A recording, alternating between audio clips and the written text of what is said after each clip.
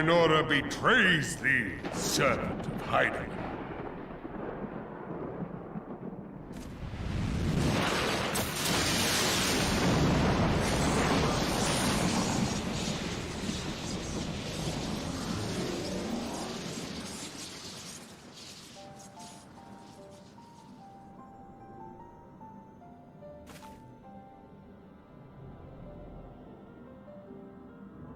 Thou art the bringer of light, bane of Ifrit, Titan, Garuda, and Leviathan. I am Ramu, guardian of the children of the forest. Thou tramplest upon sacred soil, bringer of light. By what right doth man intrude in this sanctuary of the sylphs? The Gridanians proffer peace? Their words are born of delusion, thine offer an insult.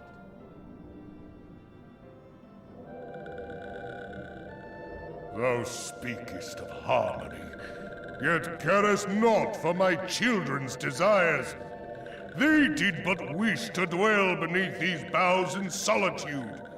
Yet even that was too much to ask of man. Thus did they turn to me for succor. The sentence I pronounce upon thy kind is just. Gridanian or Garlean, it matters not. The good intent of one excuseth not the misdeeds of the other.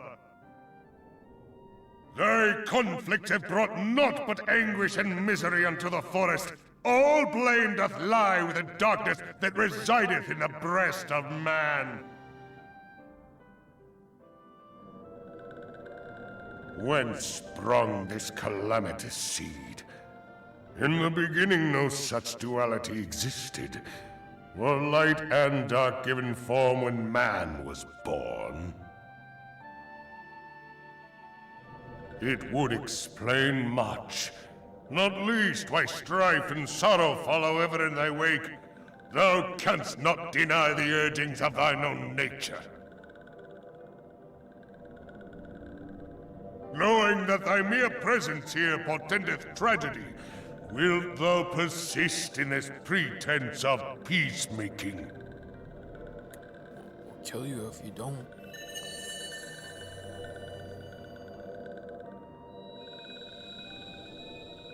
Thou bearest the crystal which I bestowed upon my wayward charges.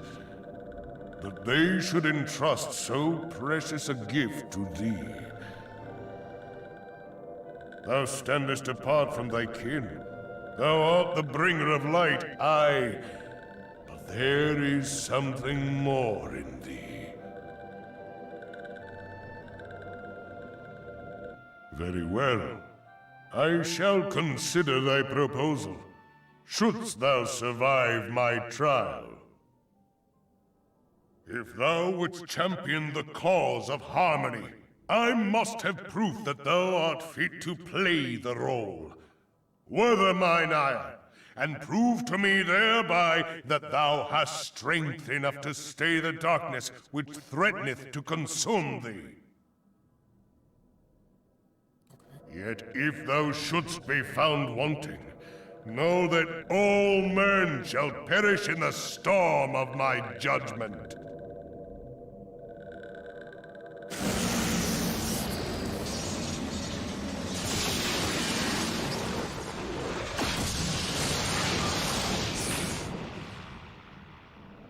Come to me, bringer of light.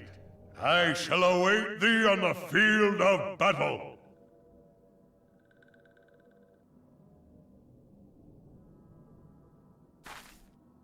Urianger, it is rare indeed to find you so far from a tome.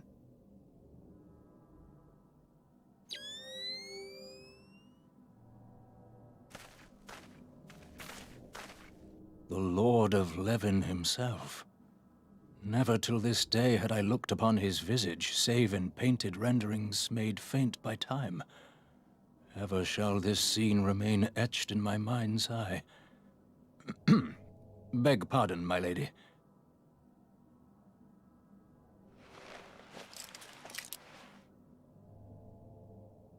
I must beg thine aid on a point of research. If thou art resolved to face Lord Ramu, I would ask thy leave to observe the event.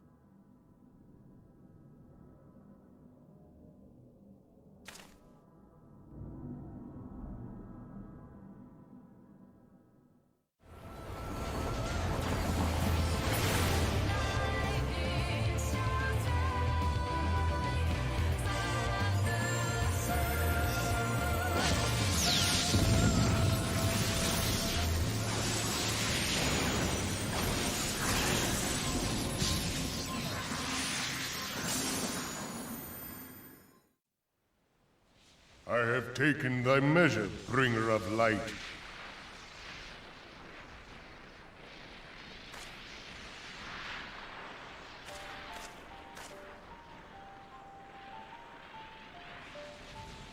And I judge thee a worthy champion.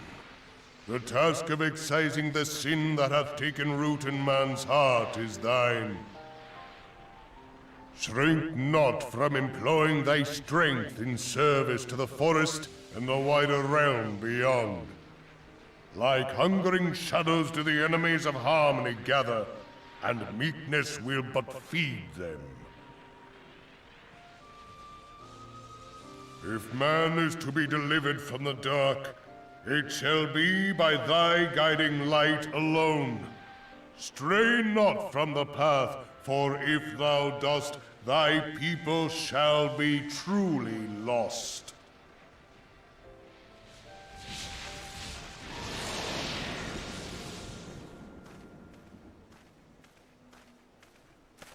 Thou hast slain the Lord of Levin.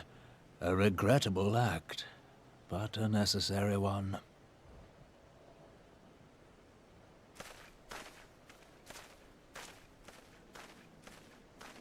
In witnessing thy struggle, a truth hath been revealed unto me. If I mistake not, it may yet prove a chink in the eternal armor of the Ascians. But let us conclude our present business. I shall expound upon my findings at the Rising Stones anon.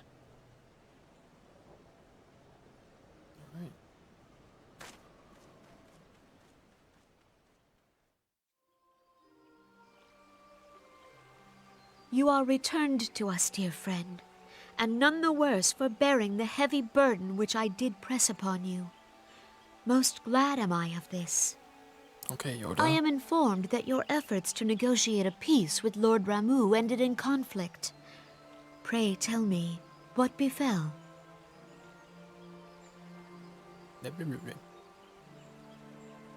Ramu made trial of you? I fear there is truth to his claim. It is the darkness within us that attracts the darkness without.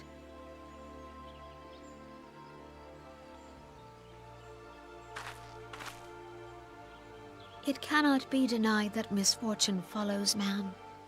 For evidence, one need only look to the conflict brewing in Cartano, or to the rising flood of refugees. Our shared struggle against the Empire should have served to seal our union. Yet the ties which bind the alliance strain under the weight of gross self-interest. As the scars of the calamity begin to fade, so too does our sense of common purpose. Yet now is scarce the time to forget our shared responsibility. If this new-sprung realm is to survive beyond its infancy, it must needs be nurtured by all. Eorzea must be as one, yet I fear that dream is still far off.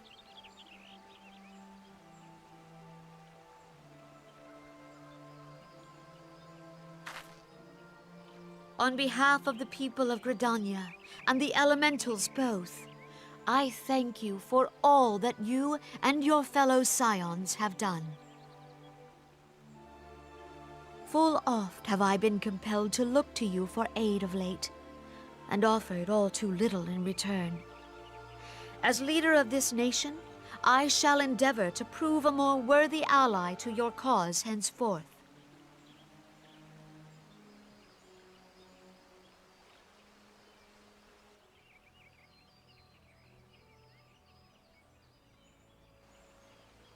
Lord Ramu has departed, yet the keening of this ill wind grows no less insistent. Voices of the forest, pray speak and I shall listen. What unseen evil begets this unease in my heart?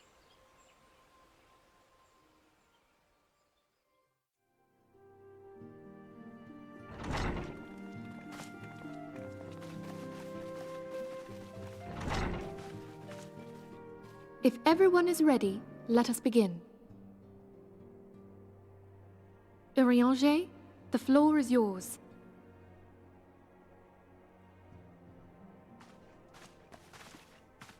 As all here assembled now know, in its final hours as our Order's headquarters, the waking sands did play host to a most unexpected visitor. I speak of the Ascian clad in white, Elidibus. Unwelcome though his presence was, his words that day did serve to confirm a truth long suspected, that the Ascians are eternal beings, to whom physical destruction is as a temporary inconvenience. In the intervening time, Urianger and I have striven to discover a means by which the Ascians might more permanently be slain. And 'tis my belief that we have found the thread that will allow us to unravel the twisted skein of their existence. In the moments prior to Leviathan's most recent manifestation, the Sahagin elder who summoned him was observed to undergo some manner of ascension. The etheric readings taken by Y'shtola at the time of this transfiguration have proven most enlightening. The disruption to the flow of ether was sudden and dramatic. So tangible was the agitation, I scarce had need of my goggles. The significance of Y'shtola's readings might better be understood in the context of mine own, taken at the instant of the Lord of Levin's demise. Unlike the primal, the Sahagin was not subject to etheric dissipation. Before discussing our new discoveries, it may benefit us all to recall what we know of etheric behavior.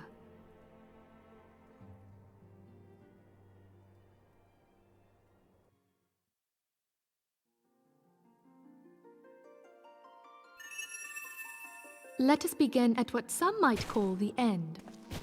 When we who dwell in the material realm die, our spirits dissolve into the flow of ether and are returned to the ethereal realm. In turn, the restless energy which suffuses that plane streams back into our world, giving rise to new life. 'Tis as the heavens did decree, the way of all mortal souls. Twixt this world and the next do the ethereal currents swirl, bearing the very essence of life.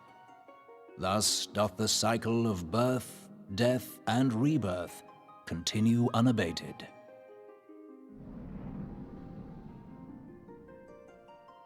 Primals behave somewhat differently. In order to manifest and then maintain a physical presence in this realm, they must consume vast quantities of ether, most often in the form of crystals. Though they may seem to live, their flesh is but ether given shape.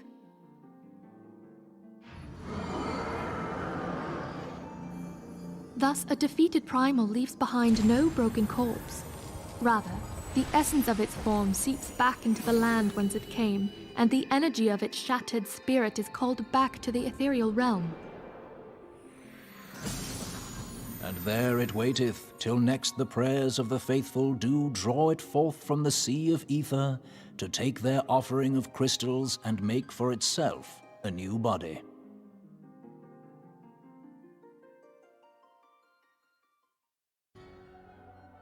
Which brings us on to the third group, the so-called immortals. They exist in a manner all their own. Quite. Even as the Sahagin Elder fell to the Admiral's musket shot, I witnessed the release of an ethereal cloud, which immediately took possession of a nearby minion. A soul that dissipateth not upon the death of the flesh. The secret of life everlasting, and in the claws of a Sahagin no less. But I wonder, what would happen to one of these obstinate spirits should there be no suitable host for it to claim? If mortal death entails a return to the ethereal realm, it seems doubtful that the soul of an immortal would venture there. Nay, it merely withdraweth a distance, unto the shore of the ethereal sea, perchance, but no further. Yes, it exists in neither this realm nor the next, abiding instead in the space that lies between them. The Ascians took control of Thancred by means of a crystal of darkness, an artifact which, if our theories are correct, serves as a gateway to the place I have just described. I was hoping people had forgotten about that. I am sorry, my friend. For a mercy, the weary road of our research hath brought us unto an answer. The Sahagin ascended to an immortal state, but he did not possess a crystal of darkness through which to flee this realm. Thus was he consumed by Leviathan. If we could entrap the spirits of defeated Ascians in like manner, and thereby deny them resurrection...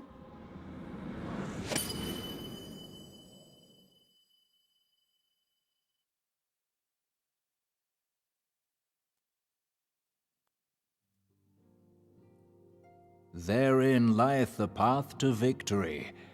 Thou art most perceptive, my lady. Only when we have trapped the bodiless soul within an ethereal prison can we hope to defeat its unnatural constancy. Thus might even an eternal paragon be consigned to oblivion. These feats are, of course, far easier said than done. At present, we lack a viable means to entrap and extinguish an Ascian soul. Yet, I believe it to be possible.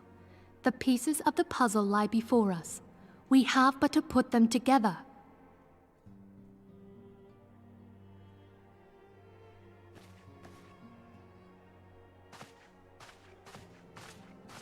I will depart at once to convene with the sages of Sharlayan.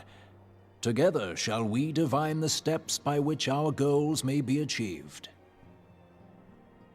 I have the utmost faith in you, Archon.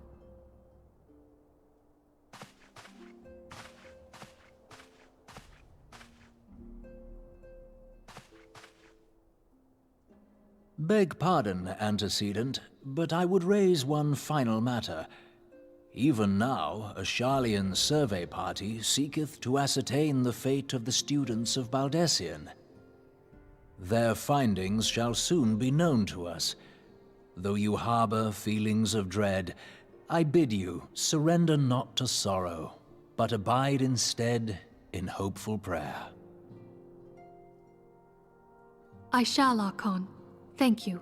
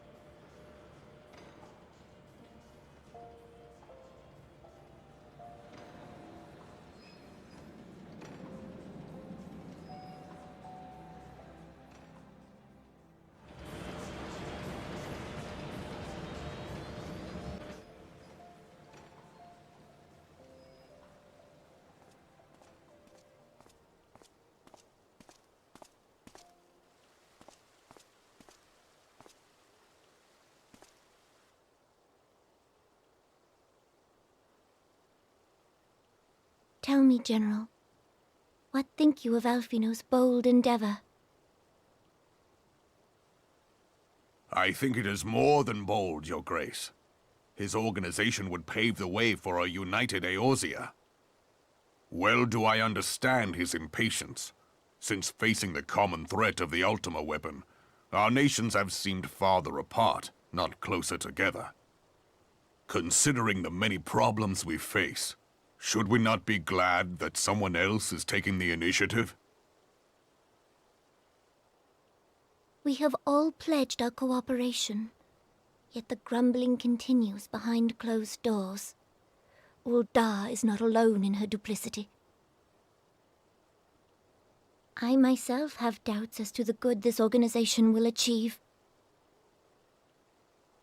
With the inclusion of the finest soldiers of the 3 grand companies, it promises to be a fearsome military body. But whom will it serve? Even under the watchful gaze of the Scions, it is not unthinkable that such a force could perpetrate a great wrong. Does it not concern you that a significant proportion of its financial backing came from the coffers of the Syndicate?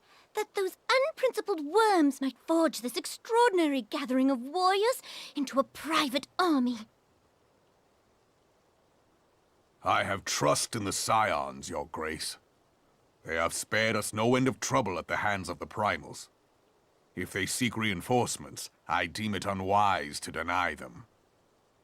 As for their finances, full many gave generously. And though our nobles proffered a sizable sum, their coin did not spill from the pockets of Lolorito and his cronies. And what of the presence of our stalwart adventurer friend in this endeavor? I doubt the Warrior of Light would betray our cause.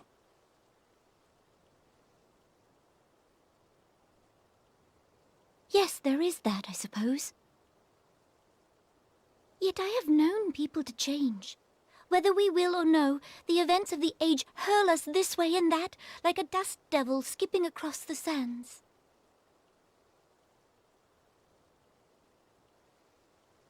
Cannot be done about Telechi? I have explored all avenues available to us, Your Grace. But as Ul'dah law now stands, we lack the evidence to convict him of any crime. To arrest him on spurious grounds would only play into his hands.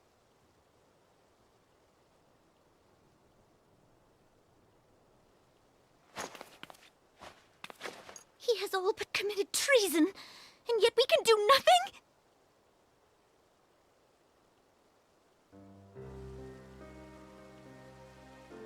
Then what good our government? What worth the royal house? How deplorable this mockery of justice!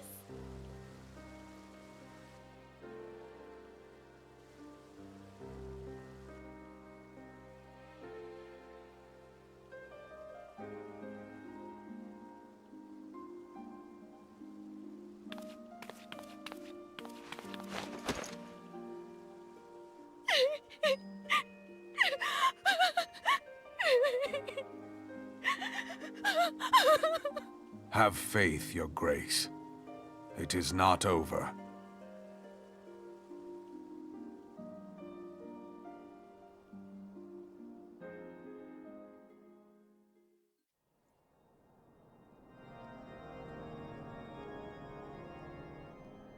The incident with the New Frontier hands?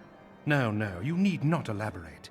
I have been following their progress with no small amount of interest. Brave men and women all. They do our nation a great service. The existence of a fortified outpost in Mordona will do much to dissuade the Empire from trespassing on Kurthus soil.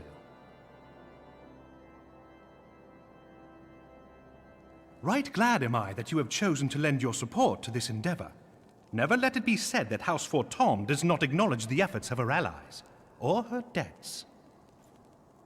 'Twas in the spirit of gratitude that I arranged for sundry supplies to be delivered to Revenant's Toll. That the shipment should chance to be waylaid by heretics is poor fortune indeed. Poor fortune, I say, yet not without precedent. If you would know the truth of it, these incorrigible villains grow more organized with each passing day.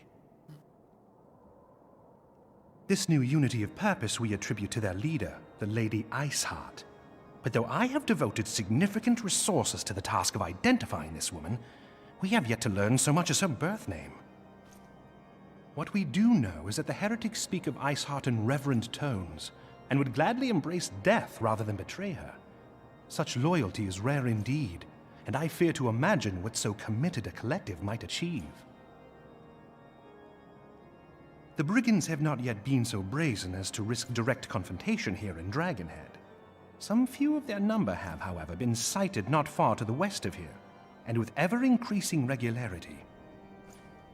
A visit to Whitebrim Front may bring you the answers you seek.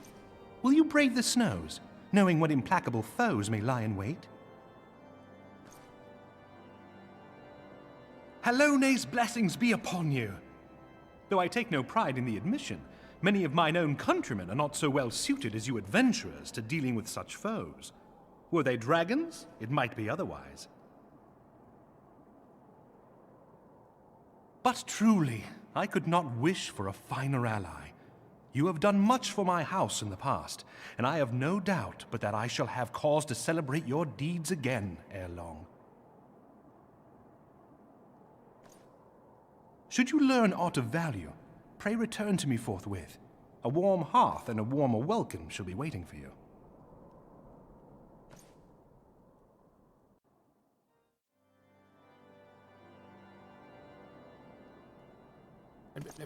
Your return is most timely.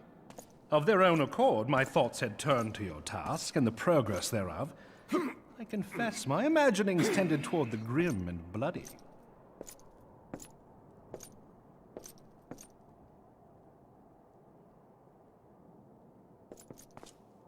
But you are here now, and I suspect such frivolous wonderings do little justice to the reality of your travails.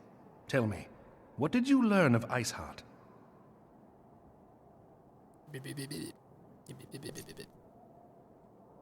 Indeed, and this transpired at Snowcloak? Of all the highlands, that towering wall has borne the worst of the region's brutal shift in climate. So inhospitable has Snowcloak become that we have still to survey the area in its entirety. Could its frozen heights conceal the heretics' hideaway? Mayhap a more robust reconnaissance effort is in order. Putting such considerations aside for the moment, we still know far too little of this Iceheart. That she is capable of commanding such a band of fanatics bespeaks natural authority, and no small measure of charisma. As much as I would like to fathom this mystery with you, the situation has grown beyond my personal purview. I am bound by duty to inform the Temple Knights and request that they bring this matter to its conclusion. Given the glowing reports the new commander has garnered thus far, I am certain that they can be relied upon to take appropriate action. Though Iceheart's true identity yet eludes us, you have provided us with a point from which to begin. Sometimes it takes but a single stone to prompt an avalanche. On the matter of the stolen provisions, I have already made arrangements for a second shipment to be sent to Revenant's Toll. I could not well allow such an honorable venture to be undermined by one miserable setback.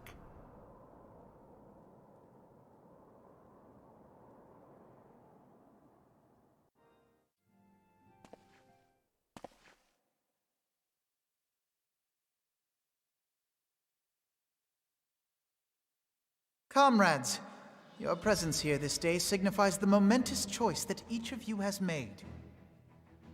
With your strength now pledged to the Scions of the Seventh Dawn, you are beholden to no single nation. You stand as the vanguard for a united Eorzea.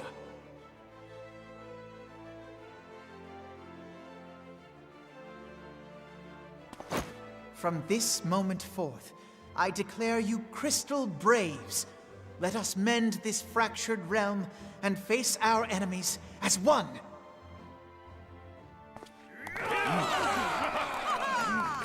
Whether it be the Beastmen and their primals, or the conflict in Carteneau, it is plain that the nations of Eorzea cannot solve the problems which plague the realm.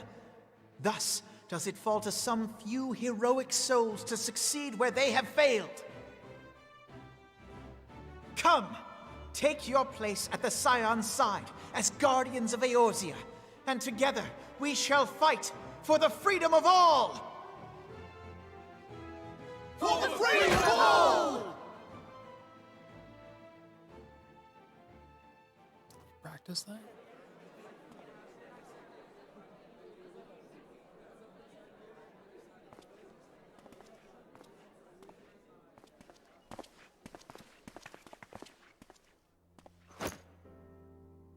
A rousing speech, Alphino. Or should I say, Crystal Brave Commander Leveilleur? Please, Antecedent. The title is honorary. I shall not be leading the troops into battle, as it were. We are of the same purpose.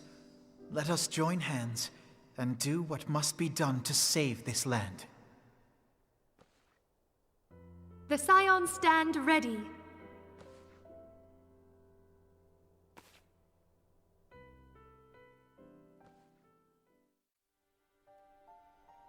I'm eager to see what the Crystal Braves might accomplish.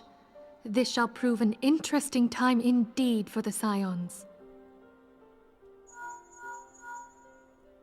Yes, I'm listening. So our worst fears are confirmed. The entire Isle. Such power defies comprehension. Truly? Kryl is alive? Thank the 12. I see. Pray, inform me if her condition changes. Yes, I shall pass on your words to Urianger. My thanks. I shall contact you anon. When I learned of the loss of the Isle of Val, I dared not hope that my friend had survived. Yet, by some miracle, it would seem she has. She's still to regain consciousness, it is true, but better that than death. Putting this happy news to one side, we must now endeavor to make sense of the readings taken by the survey party. It appears the etheric disturbance which accompanied the Isle's destruction is of a magnitude alarmingly close to that of Ultima. Could the Ascians be responsible for this devastation as well? I wonder, have you heard aught from the Mother Crystal since the battle with the Garleans? Then she speaks to neither one of us. Heidelin's silence portends naught but ill, I fear. Louisoix, I pray you yet watch over us.